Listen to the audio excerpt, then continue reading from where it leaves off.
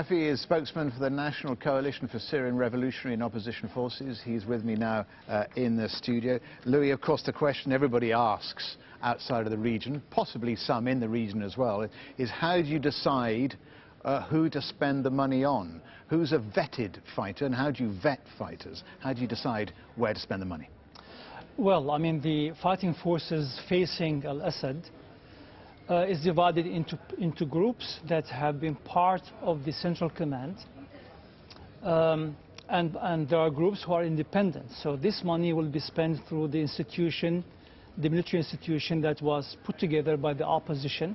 And this institution is committed to democratic transition and committed to protecting human rights.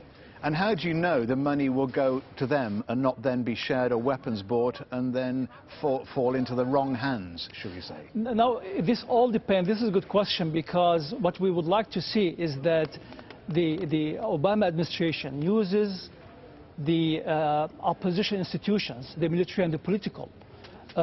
These units have commanders. Every front has a commander and has ranks and files, and so it will be done in a centralized way.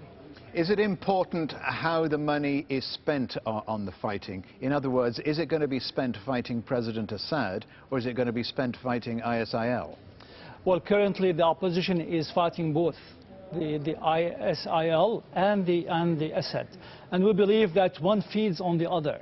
The best way to finish the ISIL is to make sure that the Assad regime is over and we have a transition within the Syrian state. Can you be sure this money will go to the right people? Because, I mean, the Free Syrian Army has just dismissed its leaders. There's been accusations of corruption in the Free Syrian, not the first time. So is this an organization that can cope with spending correctly $500 million? Now, what the opposition is trying to do is to really have a monitoring and on how the money is spent. This is imperfect at this point, but we have been working on improving the system. Some of what you hear about the corruption is really disinformation by the regime to try to discredit the opposition, though I'm sure that there are people who misuse the funds, and we are going to go after those. Some people have suggested the region is awash with money from Saudi Arabia, and there are reports from the Gulf too. That's not true. The support that is given to the opposition is quite much less than what is needed.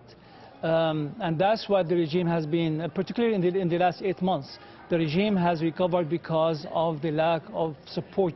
And I think the decision by the Americans, by the Obama administration to support that could change the game. Louay Safi, many thanks to you for joining us. Sure.